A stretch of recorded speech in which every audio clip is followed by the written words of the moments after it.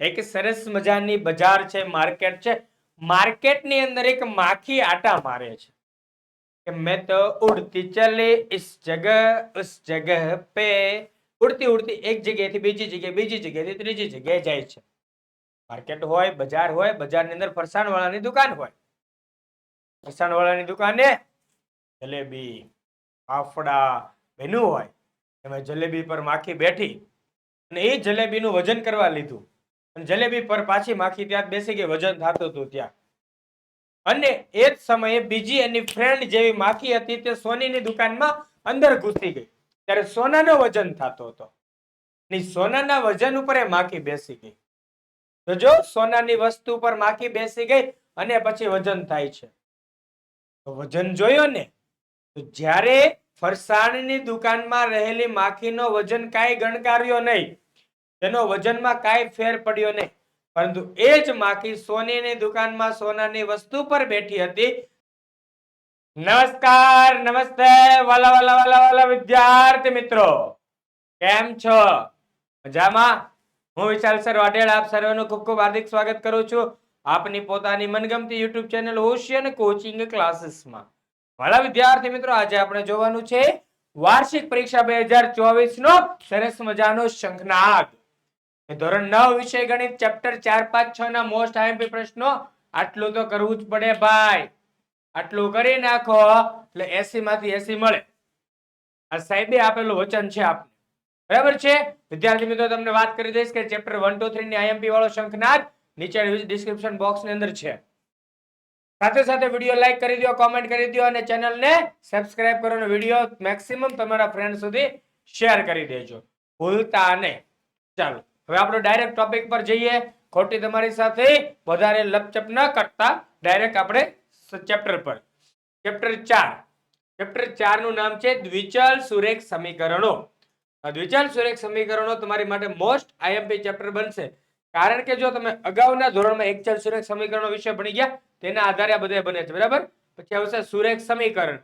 સુરેખ સમીકરણ એટલે શું થાય કે જે સમીકરણની અંદર ચલની ઘાત એક જ હોય તેને સુરેખ સમીકરણ કહેવામાં આવે છે.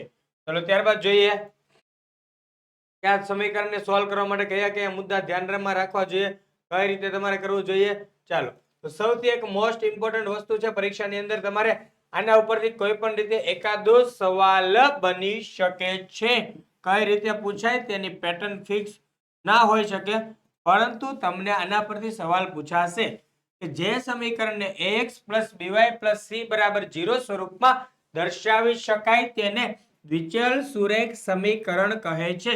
જ્યાં a, b અને c વાસ્તવિક સંખ્યાઓ છે તથા a અને b બંને એક સાથે શૂન્ય નથી. આ સરસ મજાની કન્ડિશન વાળું એક આપણી પાસે દ્વિચલ સુરેખ સમીકરણ કોને કહેવાય તેની વાતો છે. ભૂલતા નહીં વિદ્યાર્થી મિત્રો, તમારી માટે મોસ્ટ આઈએમપી છે. ચાલો ત્યારબાદ આ ઉદાહરણ 1 આઈએમપી ટીક કરી લેજો. આમાંથી કોઈ પણ સવાલ પૂછાઈ શકે છે. જ્યારે જો તમને આ પહેલું જ સમીકરણ છે એમાં બરાબર 4.37 આપ્યું છે, ડાબી સાઈડ આવી જશે માઈનસ થશે, એટલે અહીંયા c ની કિંમત -4.37 થાય. ખાસ ધ્યાન રાખવાનું છે. આવી બધી નાની નાની બાબતો ધ્યાન રાખવાની છે. નિશાનીના લીધે અડધો માર્ક્સ કપાઈ જાય છે. ચાલો જોઈએ આગળ. ત્યાર પછી ઉદાહરણ 2, તો નીચે દર્શાવેલ સમીકરણ દ્વિચલ સુરેખ સમીકરણ સ્વરૂપે દર્શાવો. અહીંથી પણ સવાલ આપણો બની શકે છે કે આવું બેઠે બેઠું સવાલ પૂછાઈ શકે, અથવા તો આ સ્વાધ્યાય 4.1 માંથી હાવ ઈઝી છે ને હાવ રમકડું છે. આવા સવાલો હાવ હેલા હોય છે કે જેના પરથી તમે જાતે બનાવી શકો. નોટબુકની કિંમત પેનની કિંમત કરતા 2 ગણી છે, તો આ વિધાનને દ્વિચલ સુરેખ સમીકરણ સ્વરૂપે દર્શાવો. આવું દર્શાવતા તો તમને આવડશે. ચાલો જોઈએ સુરેખ સમીકરણનો ઉકેલ. તો સુરેખ સમીકરણનો ઉકેલ શોધવા વાળો જો આ ટોપિક તમને આઈએમપી કહી દો, સવાલમાં ખાલી રકમ આપી હશે, રકમ પરથી કહેશે કે આનો ઉકેલ મેળવો. બરાબર છે? ચાલો, તો સુરેખ સમીકરણનો ઉકેલ મેળવો. આ ટોપિક જ આખો આઈએમપી છે. શું છે? આખો ટોપિક આઈએમપી છે. ખાસ ધ્યાન રાખજો. ચાલો જોઈએ નેક્સ્ટ ઉદાહરણ 3. તો ઉદાહરણ 3 આઈએમપી બાકી જોજો. આના પરથી કોઈ પણ રકમ ચેન્જ થાય, મેં 17 વાર કીધું તમને અત્યાર સુધીમાં, બહુ બધી વાર કહી દીધું કે રકમ ચેન્જ થાય, પેટર્ન ચેન્જ ન થાય. બરાબર છે. 4 ભિન્ન ઉકેલ મેળવો તો આવો સવાલ તમારી માટે આઈએમપી કહેવાય. કેવો કહેવાય? આઈએમપી. કારણ કે આના પરથી એક સવાલ બને 100% આવે ભાઈ. મોસ્ટ આઈએમપી કહી દીધું. હવે તો કઈ નો બાકી રહ્યું ને. કેવું કહી દીધું આ તમને હવે? મોસ્ટ આઈએમપી કહું છું. Most IMP. जस्ट रकम की चेंजिंग होगा बट इसका क्वेश्चन डिफरेंट नहीं होगा. क्वेश्चन सेम पूछाશે. ચાલો જાઓ કહી દો. 4 ની જગ્યાએ 2 આપ્યું હશે પણ પૂછાશે સેમ. બરાબર છે. ચાલો જોઈએ આગળ. ઉદાહરણ 4 બે ઉકેલ શોધો. આવો સવાલ બની શકે છે. અહીંયા સેમ ટુ સેમ બની શકે છે. જોઈ શકાય છે કે માત્ર બે ઉકેલ છે, અનન્ય ઉકેલ છે. જે કાંઈ છે તમે શોધીને જણાવો. ચાલો 4 ઉકેલ લખો. આના પરથી ઉકેલ નથી તો ચકાસો. આવું બધું પૂછાઈ શકે. અહીંયા ચેપ્ટર 4 પૂરું થાય છે. એટલે ચેપ્ટર 4 ની અંદર તમે જોયું તો ચેપ્ટર 4 માં પ્રશ્ન 4 છે. તમને એ પણ મોસ્ટ આઈએમપી કહી દો. આ પ્રશ્ન 4. This is the IMP. આવો સવાલ આવે ને આવે. શું થાય આમાં? x બરાબર 2 મૂક દેવાનું, y બરાબર 1 મૂક દેવાનું. સોલ્યુશન તો 2 દુ 4, 3 એકા 3, તો 4 ને 3 7, k બરાબર 7. જવાબ. બસ આટલું જ કરવાનું. રોકડા માર્ક્સ મેળવવાનું. અને આની પછીનું ચેપ્ટર નંબર આવે છે 5. બરાબર છે. ચેપ્ટર 5 યુક્લિડની ભૂમિતિનો પરિચય. પરંતુ ભૂમિતિનો પરિચય મેળવતા પહેલા આપણે એક સ્ટોરી સાંભળવાની. કેમ કે આપણે વાત થઈ હતી. આપણે તમને સ્ટોરી કહેવાની. ચાલો બાળક વાર્તા સાંભળીએ. એક સરસ મજાની બજાર છે, માર્કેટ છે. માર્કેટની અંદર એક માખી આટા મારે છે कि मैं तो उड़ती चले इस जगह उस जगह पे. उड़ती उड़ती एक जगह થી બીજી જગ્યાએ, બીજી જગ્યાએથી ત્રીજી જગ્યાએ જાય છે. માર્કેટ હોય, બજાર હોય, બજારની અંદર ફરસાણ વાળાની દુકાન હોય. ફરસાણ વાળાની દુકાને જલેબી, ફાફડા બન્યું હોય. એમાં જલેબી પર માખી બેઠી અને એ જલેબીનું વજન કરવા લીધું. અને જલેબી પર પાછી માખી ત્યાં બેસી ગઈ. વજન થતું હતું ત્યાં. અને એ જ સમયે બીજી એની ફ્રેન્ડ જેવી માખી હતી તે સોનીની દુકાનમાં અંદર ઘૂસી ગઈ. ત્યારે સોનાનો વજન થતો હતો. સોનાના વજન ઉપર એ માખી બેસી ગઈ. તો જો સોનાની વસ્તુ પર માખી બેસી ગઈ અને પછી વજન થાય છે. તો વજન જોયો ને. તો જ્યારે ફરસાણની દુકાનમાં રહેલી માખીનો વજન કાંઈ ગણકાર્યો નહીં, તેનો વજનમાં કાંઈ ફેર પડ્યો નહીં.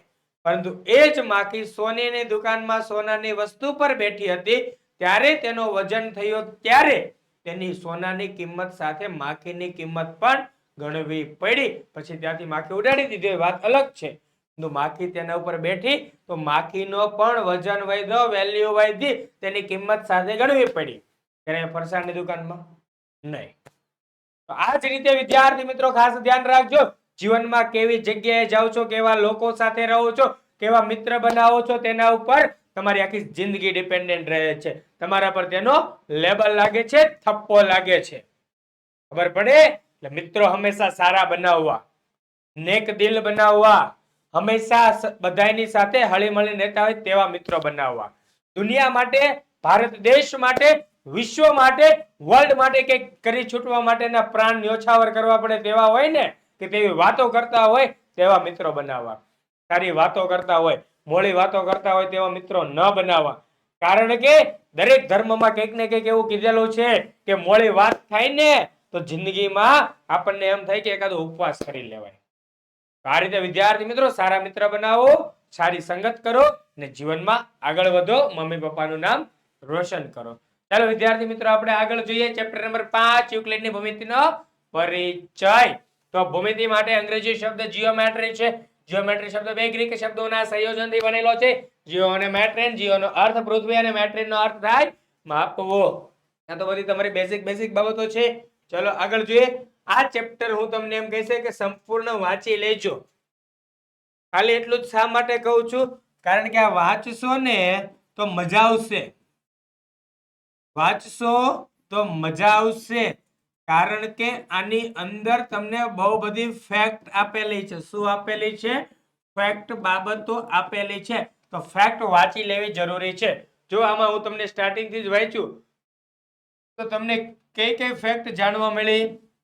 જો ફેક્ટમાં જીઓમેટ્રી, જીઓમેટ્રી બે ગ્રીક શબ્દોના સંયોજનથી જીઓ મેટ્રીન પૃથ્વી માપવું ભૂમિતિનો ઉદ્ભવ થયો છે ક્યાંથી જમીનની માપનની જરૂરિયાતમાંથી ઉદ્ભવ થયો પ્રાચીન સંસ્કૃતિમાં ગણિતની આ શાખાનો અભ્યાસ વિવિધ સ્વરૂપે થતો હતો તેવી જ રીતે જો આ બધા પ્રદેશોના નામ આપેલા છે જેમ જેમ નીચે જોઈએ તો આગળ આપણે જોતા જઈએ કે આ ખેતર માલિકોને પછી જો પૂર હોનારતની ઘટના બની તો સીમાઓની પુનઃસ્થાપના કરવા માટે સરળ નિયમોની ગણતરી કરવા માટે ધાન્ય ભંડારોને પિરામિડ આકાર આડછેદ આ બધી જ બાબતો માટે શેનો ઉપયોગ થાય તો ભૂમિતિનો ઉપયોગ થાય છે ભાઈ ભૂમિતિ બરાબર છે ચાલો ભારતીય ઉપખંડમાં હડપ્પાની એની વાત છે એ સિવાય જો અહીંથી તમારી માટે આઈએમપી જે સવાલ નીકળતો હોય તો હું તમને ખાલી જગ્યામાં પૂછાય એવા સવાલો આપી દઉં છું ધ્યાન રખ્યો બરાબર છે કે બાંધકામમાં ઉપયોગમાં લેવાતી ઈંટો ભઠ્ઠામાં પકવવામાં આવતી હતી તેની લંબાઈ પહોળાઈ અને જાડાઈનો ગુણોત્તર 4:2:1 હતો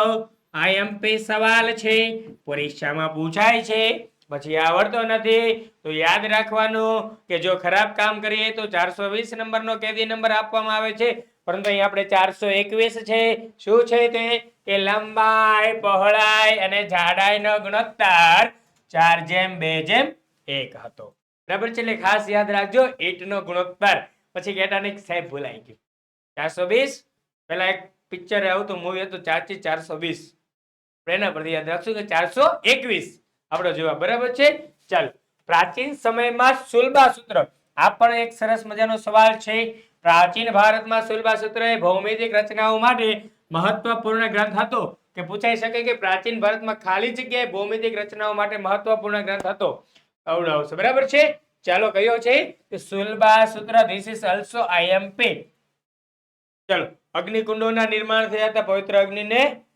પ્રભાવશાળી બનાવવા માટે તેના સ્થાન આકાર અને ક્ષેત્રફળની બાબતમાં સ્પષ્ટ રીતે નક્કી થયેલ આદેશોનું પાલન થતું હતું ગૃહસ્થ કર્મકાંડ માટે ચોરસ અને વર્તુળાકાર વેદીઓનો ઉપયોગ કરતા હતા ખાસ યાદ રાખજો આ પણ આઈએમપી સવાલ છે જાહેર પૂજા સ્થળો માટે લંબચોરસ ત્રિકોણ અને સમલંબના સંયોજનથી બનતા આકારના પ્રયોગ જરૂરી હતા યાદ રાખજો કહું છું હજી કે જો ગૃહસ્થ કર્મકાંડ માટે ગ્રહસ્થની વાત હોય તો ચોરસ વર્તુળાકાર વેદી આવશે જ્યારે જાહેર પૂજા સ્થળો માટે લંબચોરસ અને ત્રિકોણ અને સમલંબના સંયોજનની વાત આવશે ધ્યાન રાખવાનું છે શું કે ગ્રહસ્થ કર્મકાંડ અને જાહેર પૂજા સ્થળ બંને જગ્યાએ અલગ અલગ વાતો છે ચાલો આગળ જોઈએ કે શ્રી યંત્ર એટલે કે અથર્વવેદમાં આપેલ છે કે જેને વેદ ગણવામાં નથી આવતો તેમ છતાં અત્યારે આપણે વેદ ગણીએ છીએ કે શ્રી યંત્ર અથર્વવેદમાં આપેલે અંદર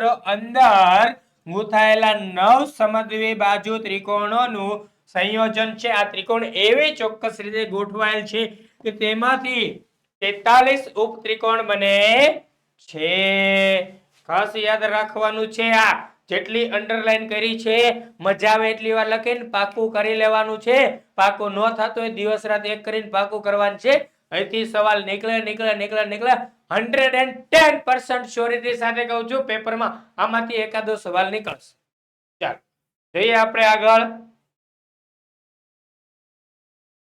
જોતા જઈએ કે બાકી આમાંથી બધું થોડું ઘણું છે પરંતુ એક પૂછાઈ શકે તેવી વાત આપણે જોઈ જોઈએ ચાલો એક ગ્રીક ગણિત શાસ્ત્રી થેલ્સ ને એ વાતનો શ્રેય જાય છે કે તેઓએ સૌથી પહેલા જ્ઞાત સાબિતી આપી હતી તેની જ્ઞાત સાબિતી આપી હતી તો ભૂમિતિની બરાબર છે ભૂમિતિ વિશે જ્ઞાત સાબિતી આપી હતી એ ભૂમિતિમાં કઈ સાબિતી હતી કે આ સાબિતી એ કથનની હતી કે વર્તુળનો વ્યાસ એ વર્તુળને સમવિભાજિત કરે છે ભૂમિતિની અંદર જ્ઞાત સાબિતી આપનાર પહેલા જ્ઞાત સાબિતી આપનાર કોણ હતા થેલ્સ હતા કે જે પાયથાગોરસના શિષ્ય હતા પાયથાગોરસના ગુરુ હતા ને પાયથાગોરસ એ થેલ્સના શિષ્ય હતા થેલ્સ છે ગુરુ છે પાયથાગોરસ છે તે શિષ્ય છે કોના શિષ્ય છે તો થેલ્સના શિષ્ય છે બરાબર થેલ્સ ઇઝ અ ગુરુ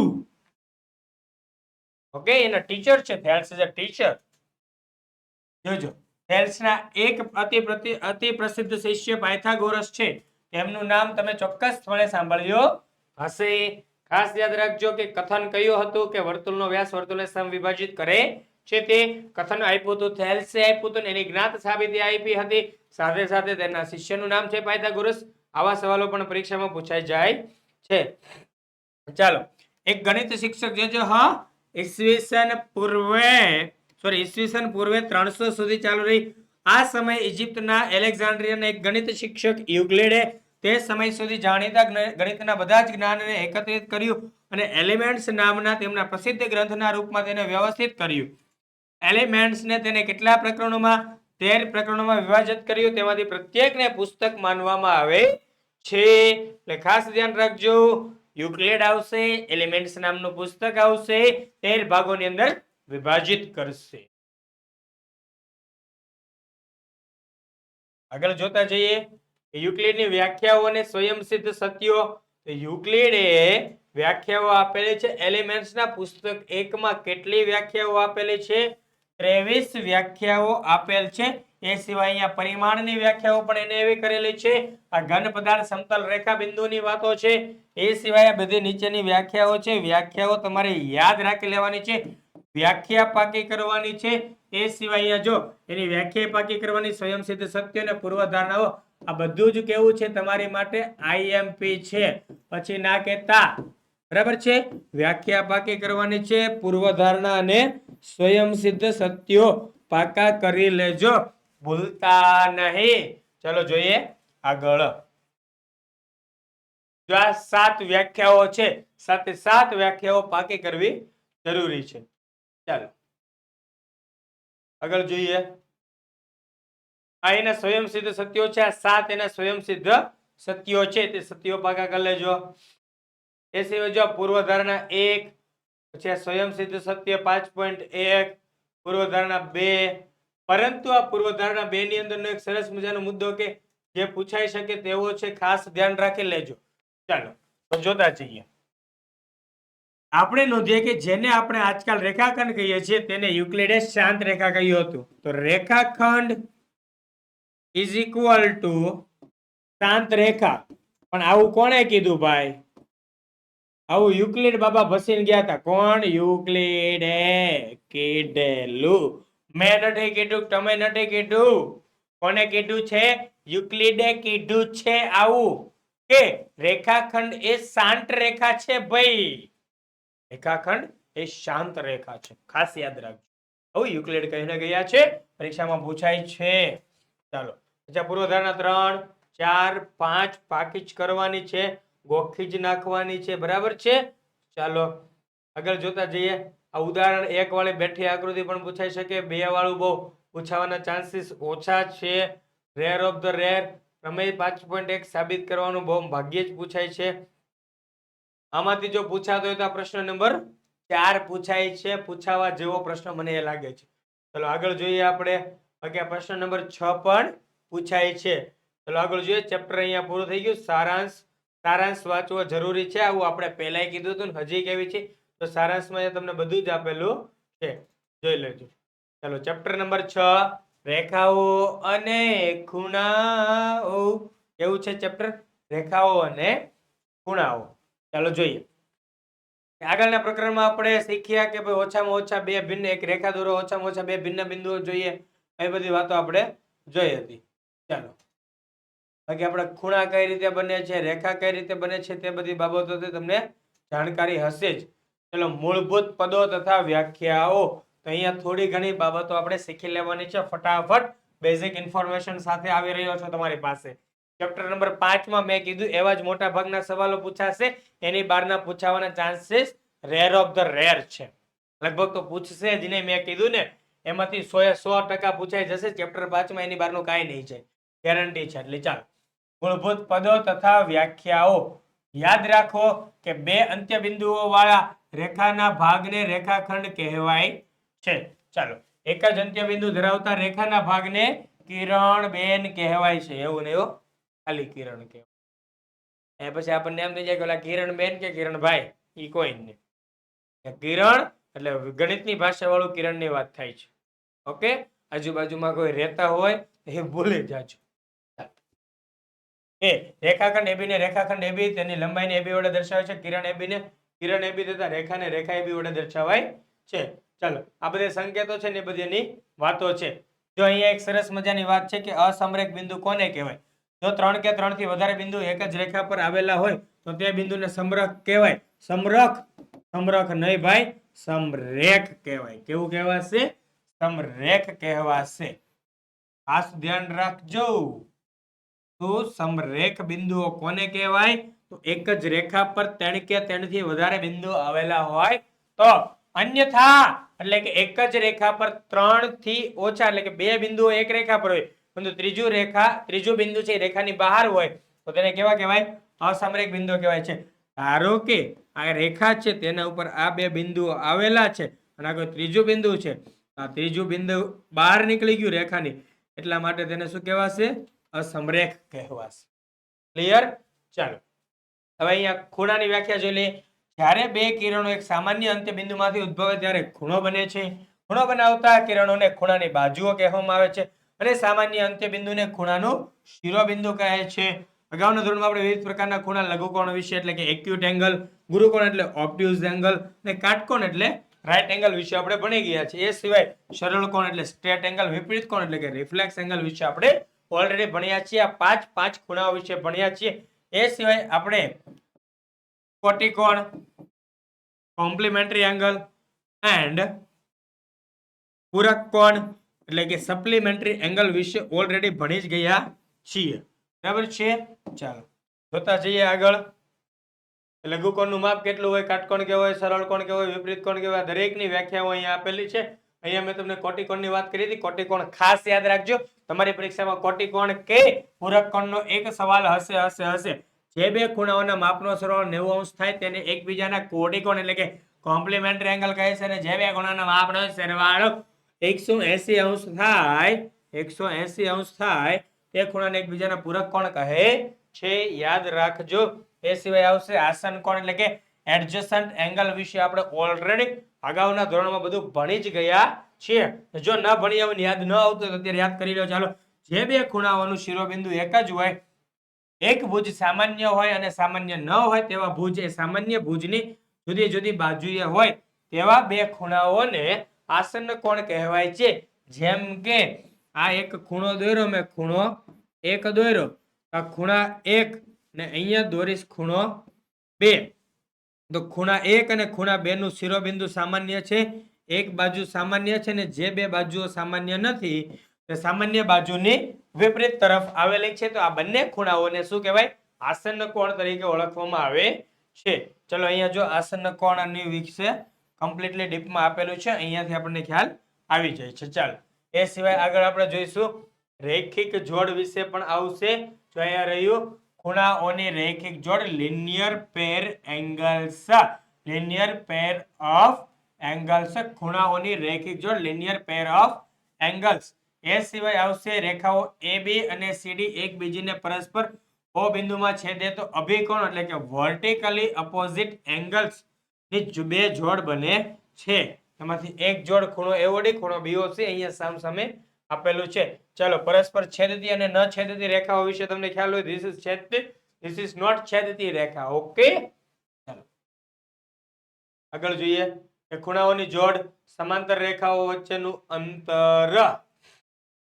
ચાલો તમને બતાવી દઉં સમાંતર રેખાઓ વચ્ચેનું.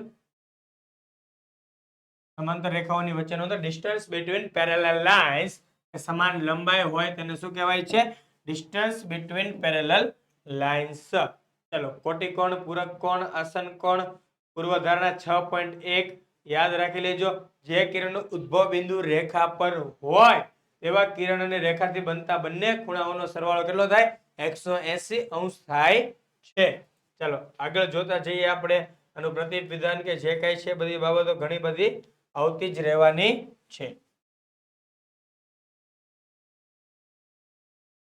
પૂર્વધારણા 6.2 પરસ્પર છેદતી પ્રમેય 6.1 IMP છે, પૂછાય છે, સાબિતીમાં પૂછાય છે. ચાલો પ્રમેય 6.1 IMP છે, સાબિતી પૂછાશે. ભાઈ શું પૂછાશે? સાબિતી પૂછાશે. અથવા તો પ્રમેય 6.1 સાબિત કરો એવું તો ન પૂછાય, પરંતુ પરસ્પર છેદતી બે રેખાથી બનતા અભિકોણો સમાન હોય છે તેમ સાબિત કરો તેવું પૂછાય જાય છે. ચાલો એને સાબિત કરવા માટેની શોર્ટકટ તમને આપી દઉં. અરે રે કયું? અરે રે એટલે અભિકોણો સમાન દર્શાવવા માટે બે રેખિક જોડ દર્શાવવાની અને બંને રેખિક જોડની જમણી સાઈડ 180 અંશ થશે એટલે ડાબી સાઈડ સરખી થશે ને ડાબી સાઈડમાંથી સરખાવશું એટલે એક ડાબી બનશે એક જમણી બનશે એક ઉડી જશે અને વચ્ચે સામસામેના ખૂણાનો જવાબ થઈ જશે સરખો. ધીસ ઇઝ કોલ્ડ અભિકોણ સમાન. અરે રે ઓકે. ઉદાહરણ 1 આ ચેપ્ટરના બધા દાખલા આઈએમપી જેવા છે કારણ કે આમાં શું છે તમારું કોમન સેન્સ અને લોજિક અત્યારે શીખવાડ્યા દરેક મુદ્દા યાદ રાખવા પડે એમ છે. ઉદાહરણ 1 માં આપ્યું કે આ બે 5/7 માં તો તમામ ખૂણાઓ શોધો. આવો દાખલો હોય આઈએમપી જ હોય ભાઈ. ક્લિયર? ચાલો આગળ ઉદાહરણ 2 ખૂણો ROT શોધો. ખૂણો ROT વાળો દાખલો પણ તમારી માટે આઈએમપી બની શકે છે 90 ડિગ્રી 4 માર્ક્સ 3 માર્ક્સ. આ ચેપ્ટરમાંથી મેક્સિમમ દાખલાઓ આવશે. 8મા ચેપ્ટરની પૂર્તિ દાખલાની ચેપ્ટર નંબર 6 કરે છે. ક્લિયર છે કે 12 ચેપ્ટર. કેટલા chapter? 12 chapter 80 marks. 12 chapter 80 marks. તો તમે વિચારો કે અમુક ચેપ્ટર તો એવા છે કે જેમાં કઈ પૂછાય એવું લાગતું જ નથી અને પૂછાય તો એક 2 માર્ક્સ નું પૂછાય. તો બાકી બધા ચેપ્ટરને ફાળે 8 10 માર્ક્સ આરામથી જાય છે. આ બધા ચેપ્ટર હોય બરાબર છે. આ ચેપ્ટરમાં સ્વાધ્યાય 6.1 તો 6.1 થી આઈએમપી શરૂ કરી દેજો બરાબર છે. ભૂલવાનું થતું જ નથી. આનો એકોય દાખલો મૂકવા નથી થતો કારણ કે આઈએમપી જ. કેમ કે આમાં તમારી માટે શું યુઝફુલ છે સાહેબ આખું સ્વાધ્યાય કેમ તમે આઈએમપી આપી દો તમે તો પછી આમાં છટકી જાવ એમ કે તમે આઈએમપી આખું સ્વાધ્યાય આપી દીધું એવું નથી. આ દરેક દાખલા છે ને એ કોન્સેપ્ટ યુઝ થાય. દરેક દાખલામાં શેનો યુઝ થાય? કોન્સેપ્ટ. ને કયા કોન્સેપ્ટનો? તો હમણાં આપણે જે ડિસ્કસ કર્યા ને હમણાં જ શું કર્યા બધા ટોપિક ડિસ્કસ કર્યા. સાહેબ કયા ડિસ્કસ કર્યા? રેખિક જોડ, અભિકોણ, પૂરક કોણ, કોટિકોણ, અભિકોણ, રેખિક જોડ, પૂરક કોણ, કોટિકોણ. એ સિવાય લઘુકોણ, ગુરુકોણ, કાટકોણ, સરળ કોણ, વિપરીત કોણ. આ બધા કોન્સેપ્ટનો ત્યાં યુઝ થાય. આ બધાનો ઉપયોગ કરીને આપણે દાખલા ગણવાના છે. આ કોન્સેપ્ટ મગજમાં બેહાડો તો દરેક દાખલા તમને આવડે. ને હા સૌથી ઇમ્પોર્ટન્ટ મુદ્દો મેં જે તમને હમણાં કીધો નહીં તે આસન્ન કોણ. આ એવું વાંદરી પાનું છે કે હંધે બેહશે. આસન્ન કોણ ભૂલી ગયા એટલે આપણો ડખો નક્કી છે. કેમ કે આસન્ન કોણ ઉપરથી જ મોટા ભાગના દાખલા થશે. આ દાખલો આસન્ન કોણથી જ થાય કે a + b 90 ડિગ્રી છે તો a ને b નું વેલ્યુ ગોતવી હોય તો ત્યાંથી જ ગોતાય. જો b ની મળે તો જ c ની મળે બાકી b ની વગર c ની વેલ્યુ ન મળે. આ દાખલો આઈએમપી કહેવાય. આ રીતના આસન્ન કોણના મૂલ્ય આપણને ખબર હોવા જોઈએ. ત્રીજો છે, ચોથો છે, પાંચમું, છઠ્ઠું. એક જ રેખાને સમાંતર રેખાઓ પછી આ પરસ્પર સમાંતર એક જ રેખાને પ્રમેય 6.2 મોસ્ટ આઈએમપી છે. આ પ્રમેય 6.2 પછી કહેતા નહીં સાહેબ કીધેલું નહોતું. હાલો આગળ આપણે જોઈએ પ્રશ્ન ઉદાહરણ 5. અહીંયા એવો અનુકોણ એક નવો કોન્સેપ્ટ એડ થયો. આપણે 4 ને 5 9 જોઈએ તો 10મો કોન્સેપ્ટ આવશે અનુકોણ વાળો. એટલે અનુકોણનો કોન્સેપ્ટ જરાક જોઈ લેજો. સાથે સાથે આ દાખલો વધારે મને આઈએમપી લાગે છે. ઘણા બધા સ્કૂલના પેપરની અંદર મેં જોયેલો દાખલો છે એટલે હું તમને કહું છું કે ધીસ ઇઝ ધ આઈએમપી. ગુજરાતના ઘણા બધા પેપરો આપણે જોયેલા છે એમાંથી આપણે નિચોડ કાઢેલો છે. ચાલો જોઈએ આગળ સ્વાધ્યાય 6.2 કીધું કે આ 3/7 આ બધા દાખલા એકબીજા જેવા જ કહેવાય. આઈએમપી કહેવાય 1 2 3 4 ને 5 દાખલા છે. જો આ દાખલો પેપર ચેકર જ્યારે તમારી અણી કાઢ લેવી હોય પેપરમાં તો 5મો દાખલો પૂછાય. બાકી આ 4 દાખલામાંથી કઈ પણ દાખલો પૂછાઈ શકે. મોસ્ટ આઈએમપી છે. આ ચેપ્ટરમાં દાખલા હાવ ઓછા છે. આપણે વધીને ગણીને કહીએ તો આપણી પાસે 15 દાખલા થાય. તો તમે 15 દાખલા કરી લ્યો ને તો રોકડા માર્ક્સ મળે. આ ચેપ્ટરના કેટલા દાખલા છે? મેક્સિમમ 15 દાખલા છે. 15 દાખલા તમે ગણી લો હરખા સાબિતી સાથે ઉદાહરણ સાથે બધું થઈને એમ કહું તો મોસ્ટ આઈએમપી 15 દાખલા છે. કેવા દાખલા? મોસ્ટ આઈએમપી દાખલા 15 છે. એટલે બધું કરી લ્યો એટલે શું થઈ જાય તમારું આખું સ્વાધ્યાય આઈએમપી આખું ચેપ્ટર માંથી શું થાય? રોકડા ગુણ મળે. બધા ગુણ કેવા મળે? રોકડા મળે. સારાંશ છે આપણે એ તો વાંચવાનો જ છે. થેન્ક યુ વિદ્યાર્થી મિત્રો. તમારો ખૂબ ખૂબ ખૂબ આભાર. આ વિડીયો જોયો, અંત સુધી વિડીયો નિહાળ્યો તે બદલ આપનો ખૂબ ખૂબ આભાર. હવે હું વિદ્યાર્થી મિત્રો તમને કીધું કે સાહેબ તમે IMP માં કેમ ચોપડી જ લઈને આવો છો, તો જો હું એ માટે વાત કરી દઉં. ચોપડી તમારી ભગવાન છે. ચોપડીમાંથી જ સવાલ પૂછાય. ચોપડી બહારનું પૂછવું હોય તો એ ચોપડીનો તો ઉપયોગ કરવો જ પડે. તો શા માટે ચોપડી નહીં? એટલા માટે ચોપડી લઈને આવ્યો છું ને. બેઠે બેઠી ચોપડી એટલે આપી કે લીટી ટુ લીટી સવાલ ક્યાંથી કેવી રીતે નીકળે. આપણા મગજમાં સૌથી વધુ હે ને માન્ય માનવાની કોઈ વસ્તુ હોય ને તો તે ચોપડી છે. બાકી બધી જગ્યાએ કંઈક ને કંઈક ભૂલ હોય, પરંતુ પાઠ્યપુસ્તક કેવા કેવા નિષ્ણાંત લોકો બેસીને બનાવે છે. અને ચેરપર્સન જોયા છે ક્યારેય? કેવી નાર્લીકર આયુકાના હેડ છે. આખી એસ્ટ્રોનોમી અને એસ્ટ્રોફિઝિક્સ ની સંસ્થા છે પુણેની અંદર, કે જેના હેડ છે ને તે પોતે આની ચેરપર્સન તરીકે બેઠા છે. આની અંદર નિવૃત્ત એવા લોકો છે કે જે ગણિતની અંદર ખૂબ જ નિષ્ણાંત છે. એ લોકોએ ચોપડી બનાવી હતી. એમાંથી આ સવાલો કઈ રીતે આવે તે ડાયરેક્ટ તમને IMP લઈને આવું છું. અને એ પાછળનું રીઝન છે, રિસર્ચ કરેલું, એનાલિસિસ કરેલું, અને સૌથી મોસ્ટ IMP ટોપિક બનતા હોય ને એ ટોપિક તમને અહીંથી આપીને જાઉં છું. વિદ્યાર્થી મિત્રો તમે ભૂલતા નહીં, આ વિડીયો જોજો, મેક્સિમમ મિત્રો સુધી જોડાવજો ને તમને આ પેપરમાં જો ઉપયોગી થાય તો જ એમ કહેવાનું કે સાહેબ તમે કહેતા હતી વાત સાચી છે, તો જ કોમેન્ટ કરીને ફરી પાછો આ ચેનલને સબસ્ક્રાઇબ કરવા આવી જવાનું છે. બરાબર છે? જો નથી કરી હજી સુધી તો કરી દેજો. ફરી 2-4 મિત્રોને તમે શેર કરી દેજો. બરાબર છે? ફરી મળીશું વિદ્યાર્થી મિત્રો નેક્સ્ટ વિડીયોની અંદર. ત્યાં સુધી આપની રજા લઈ રહ્યો છું. જય હિન્દ, જય ભારત, જય જય ગરવી ગુજરાત.